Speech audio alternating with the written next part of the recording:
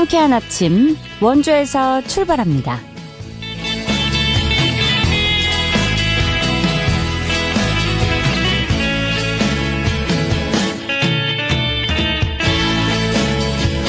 여러분 안녕하십니까? 8월 21일 금요일 KBS 원주방송국에서 보내드리는 상쾌한 아침 원주에서 출발합니다. 저는 진행의 이은주입니다.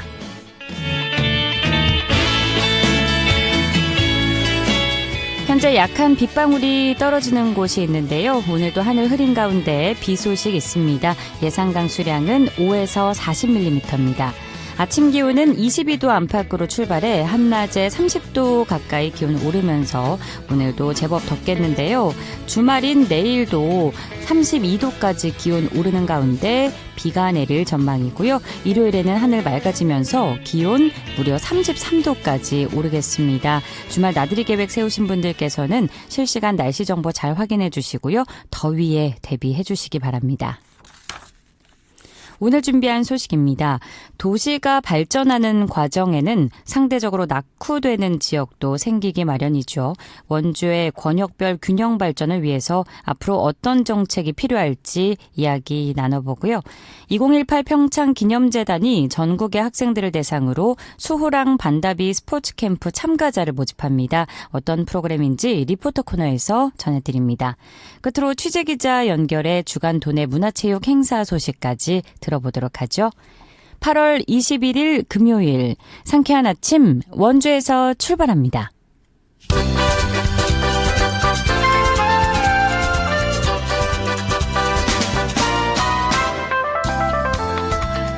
오늘의 뉴스입니다. 강원도의 음주운전 교통사고 치사율이 전국에서 가장 높은 것으로 나타났습니다. 한국도로교통공단의 통계를 보면 최근 3년 동안 강원도 내 음주운전 치사율은 2.9명으로 전국 평균치를 크게 웃돌며 최고치를 기록했습니다. 전국 통계상 월별 치사율은 8월이 1.7명으로 가장 높았고 연령대별 사망자 비중은 20대 운전자 사고가 가장 컸습니다.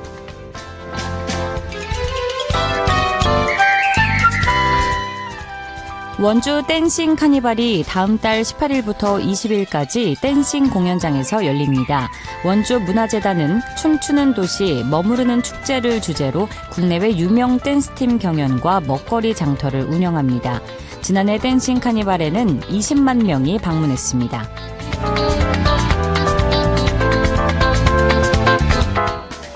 영월군이 수도권에서 농특산물 홍보에 나섭니다. 이에 따라 올해 12월까지 영월 농특산물 광고물을 서울 용산구 등 버스 정류장 10곳과 지하철 역사 5개의 전광판에 설치합니다. 또 과일과 산채 등 신선식품 판매를 늘리기 위해 온라인 홍보도 확대합니다.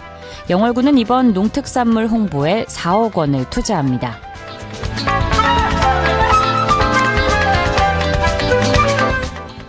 평창군이 올해 10월까지 봉평과 진부 등 북부 지역 경로당 95곳을 대상으로 안전 점검을 합니다.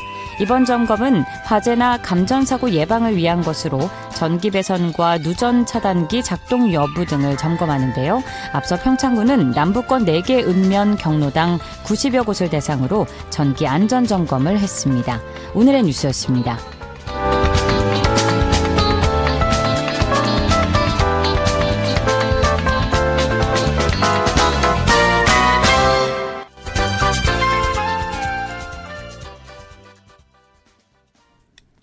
상쾌한 아침 원주에서 출발합니다. 함께하고 계십니다. 혁신도시와 기업도시 조성 이후 지난 세월 원주는 꾸준히 성장해 왔는데요. 하지만 지역별 격차 역시 함께 커지고 있다는 지적의 목소리가 꾸준히 나오고 있는 상황입니다. 구도심과 신도심이 각각 어떤 역할을 하면서 발전해 갈 수 있을지 앞으로 원주의 균형 발전 정책이 나아갈 방향에 대해서 짚어보겠습니다. 상지대학교 지역혁신행정학과의 최무현 교수와 전화 연결돼 있는데요. 교수님 안녕하십니까? 안녕하십니까. 상지대학교 지역혁신행정학과의 최무현 교수입니다. 반갑습니다. 네, 반갑습니다. 자, 지난 6월 원주시정 민선 9기가 출범하면서 내세웠던 공약 중에 하나가 권역별 균형 발전이었죠. 뭐 아직 임기 초반이긴 하지만 관련 정책들이 잘 수립되기 위해서는 들여다봐야 할 부분도 많을 것 같은데 현재 원주시의 발전 양상을 좀 어떻게 평가해 볼 수 있을까요? 제가 상계대학교를 부임했던 때가 2004년인데요. 네. 당시 원주시 인구가 한 25만 명이 도됐던 것 같아요. 네. 이제는 35만 명이 넘는 도시가 되었고요. 뭐 혁신도시, 기업도시가 조성되고 여러 가지 교통망이 확충되고 대규모 택지개발 등을 통해서 외형적으로는 크게 성장한 것 같습니다. 하지만 도시 전체가 고르게 성장했다기보다 보기는 좀 어려울 것 같아요. 또 신도심은 주거, 상업, 교육, 편의시설 등이 집중이 되면서 빠르게 발전한 반면에 구도심은 인구와 상권이 빠져나가고 있고요. 여기에 읍면 지역도 인구 감소와 고령화, 생활 서비스의 약화가 동시에 나타나고 있는 것 같습니다. 따라서 현재의 원주의 발전은 도시 전체의 균형 있는 성장이라기보다는 특정 지역을 중심으로 하는 외연적 성장으로 평가할 수 있겠습니다. 앞으로 도시의 규모를 계속 키우는 방향보다는 지역 간 격차를 줄이고 기존 생활권의 질을 높이는 방향으로 전환해야 되는 시점이 아닌가 하는 생각을 하고 있습니다. 네, 원주시의 이제 인구수의 변화만 보면 전체적으로 원주시가 발전한 것에 있어서는 의심의 여지가 없지만 말씀하신 것처럼 균형적으로 발전했는가 이 부분에 있어서는 의문이 남는데요. 신도심과 구도심의 격차가 나날이 더 커지고 있고 특히 구도심 공동화가 심각한 상황이지 않습니까? 이렇게 지역별 격차가 커지는 가장 큰 원인은 무엇이라고 봐야 할까요? 가장 큰 원인은 주택과 상업시설, 공공시설을 새로 조성하는 지역에 집중해온 개발 방식에서 우선적으로 찾아야 하지 않겠나는 생각을 합니다. 예. 새로운 택지와 신도심이 만들어지면 인구만 이동하는 것이 아니라 관공서, 상점, 병원, 학원, 문화시설과 같은 생활 기능도 함께 이동을 하게 됩니다. 문제는 원주시의 인구와 소비가 무한히 이제 증가하지는 않을 거라는 점이고요. 예. 그런 점에서 보게 되면 신도심의 성장이 기존 도심의 기능을 옮겨가는 방식으로 이렇게 진행이 되면 구도심은 주거, 상업, 공공서비스가 동시에 약화될 수밖에 없는 재료성 게임이라는 점이 문제입니다. 이러한 문제를 완화할 수 있는 것이 신도심 개발 과정에서 구도심과 농촌 지역까지 같이 묶어서 기능 연계가 체계적으로 먼저 계획되고 물리적 연계를 높여주는 대중교통체계 등의 인프라가 선제적으로 깔려야 하는데 그러지 못한 것이 원주시 지역 내 지역 격차를 심화시킨 중요한 원인이 아닐까 하는 생각을 한번 해봅니다. 네.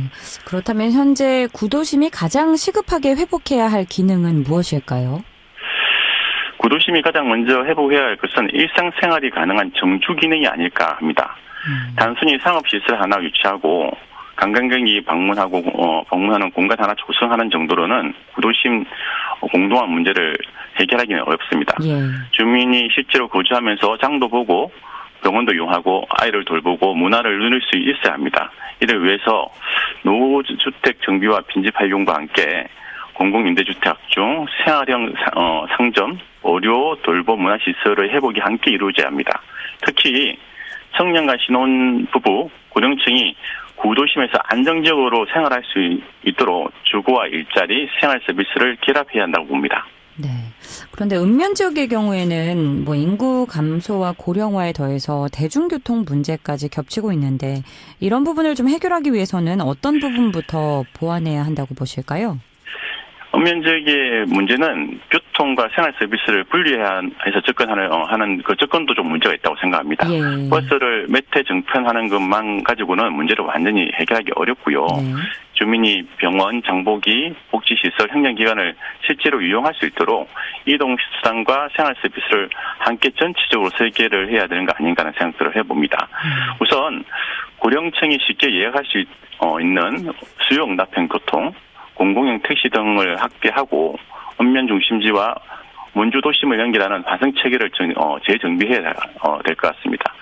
이와 동시에 이동 진료, 방문 돌봄, 이동식 장보기, 찾아가는 행정 서비스를 확충해 볼 필요가 있습니다.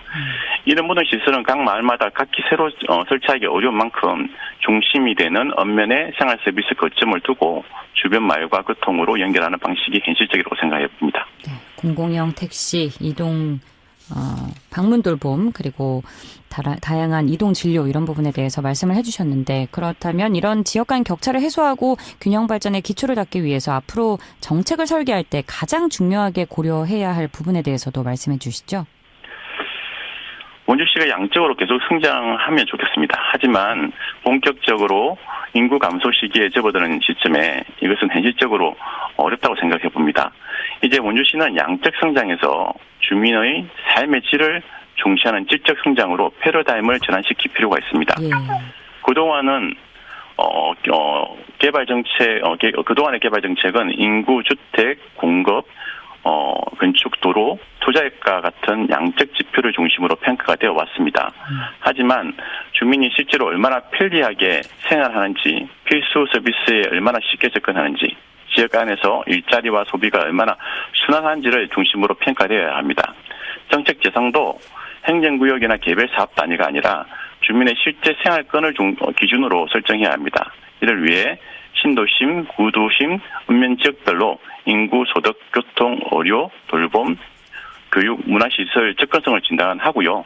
지역별로 부족한 기능을 우선적으로 보완해주는 그런 접근이 필요하다고 생각합니다. 네, 이 균형 발전이라는 것은 결국 각 지역이 가진 고유한 자원과 기능을 잘 살리면서 또 서로 연결되게 하는 일이 아닐까 싶은데 이 부분에 있어서도 정책적 접근 과정에서 어떤 부분이 필요할까요? 무엇보다 원주시 전체를 하나의 생활권으로 보는 통합적인 공간 계획이 필요합니다. 네.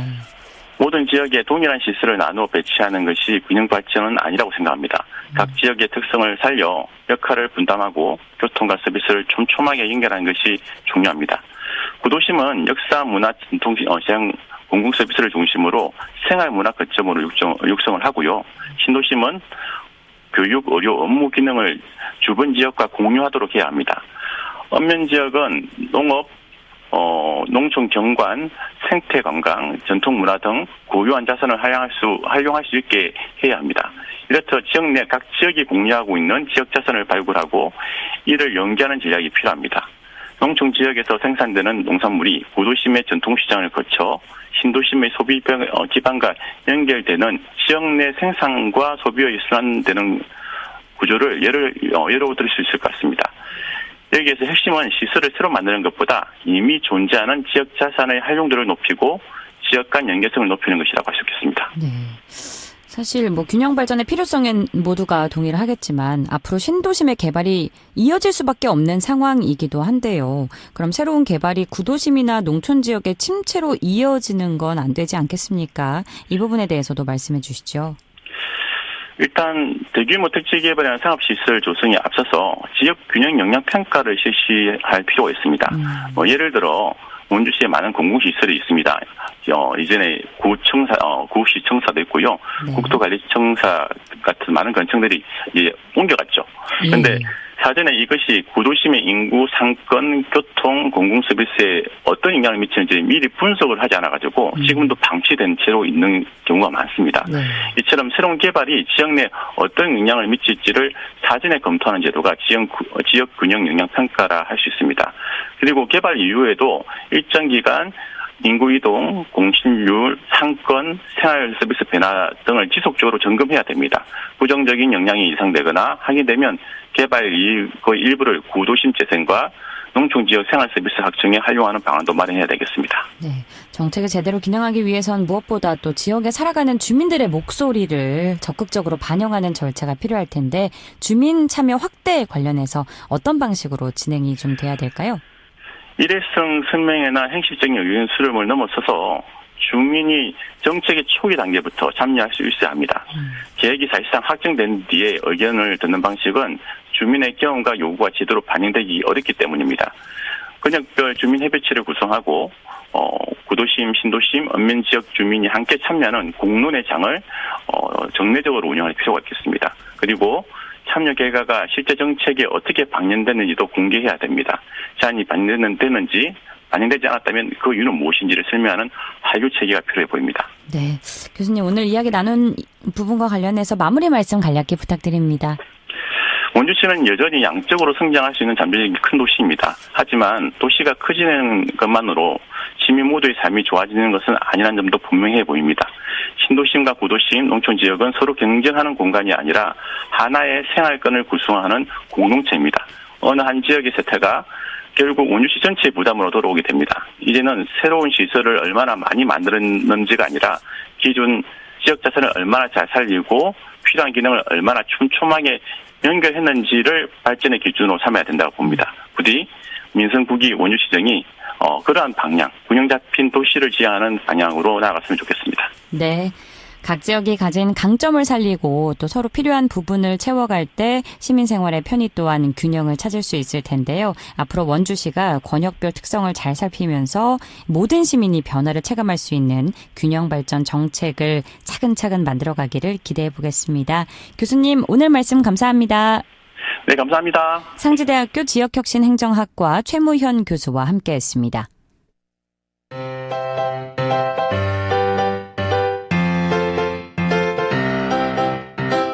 KBS 원주방송국이 유튜브 다시 듣기 서비스를 실시합니다. 매일 아침 강원 영서남부권의 뉴스와 정보를 전해드리는 상쾌한 아침 원주에서 출발합니다는 KBS 원주라디오 유튜브 채널을 통해 다시 들을 수 있습니다.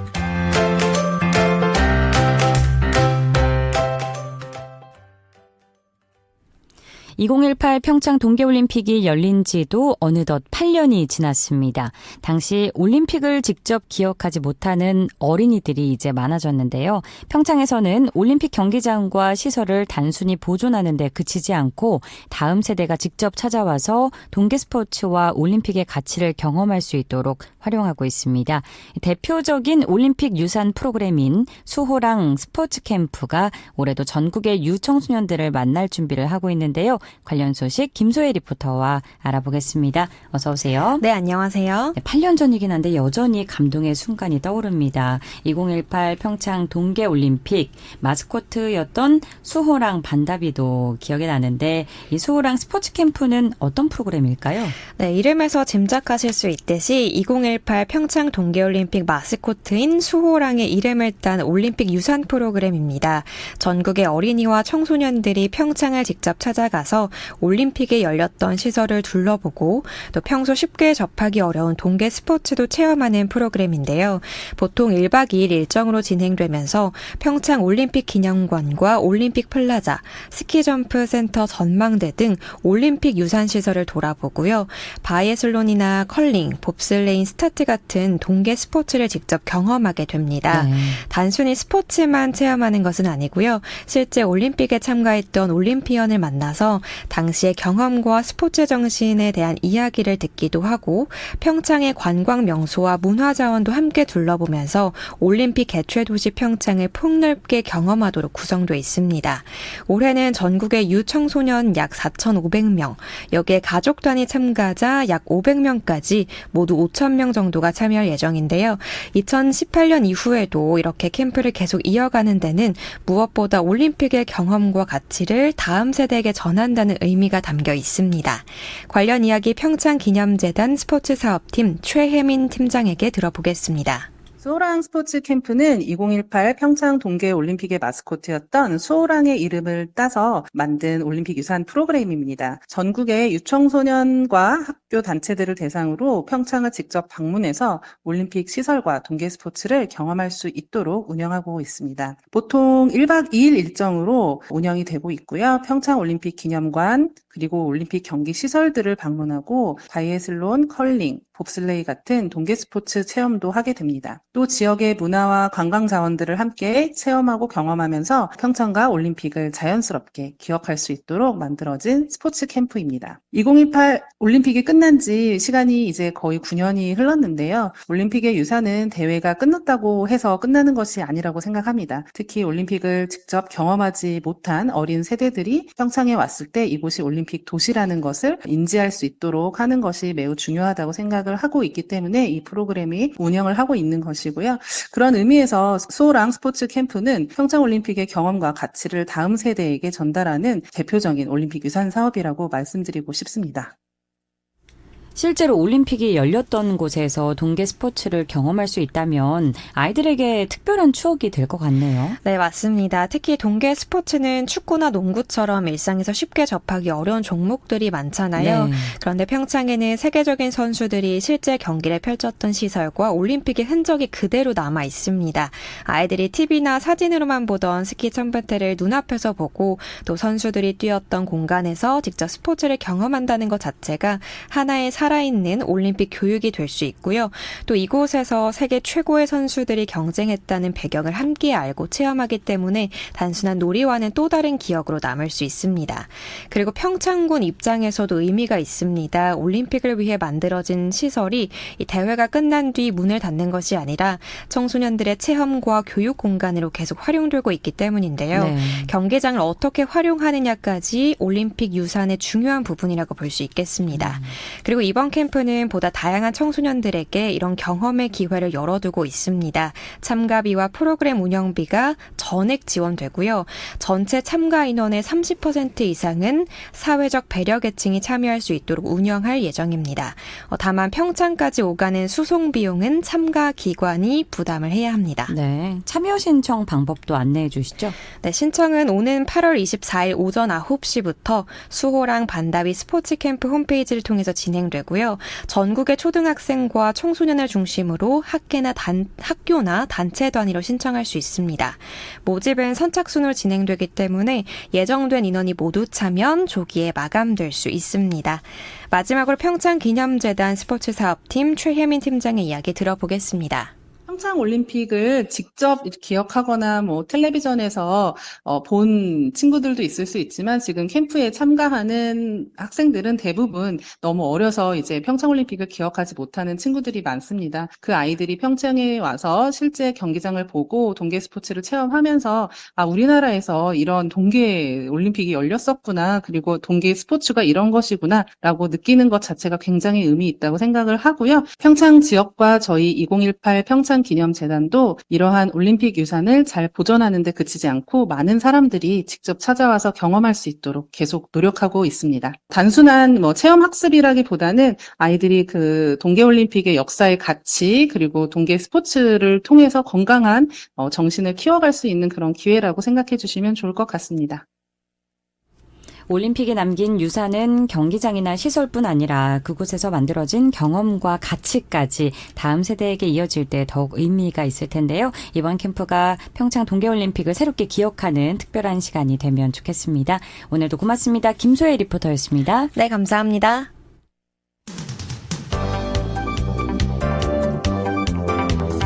생생한 현장, 유익한 생활 정보를 전해드리겠습니다. KBS 원주라디오 상쾌한 아침 원주에서 출발합니다를 함께하고 있습니다. 취재기자 연결해 주간 도내 문화체육 행사 소식 만나보는 시간입니다. 연합뉴스 강원 취재본부 박영석 기자 연결합니다. 안녕하세요. 네, 안녕하십니까. 네, 이번에는 100년 가까이 고향을 떠나 있던 문화유산이 원주로 돌아올 가능성이 커졌다는 반가운 소식부터 전해주신다고요? 네, 그렇습니다.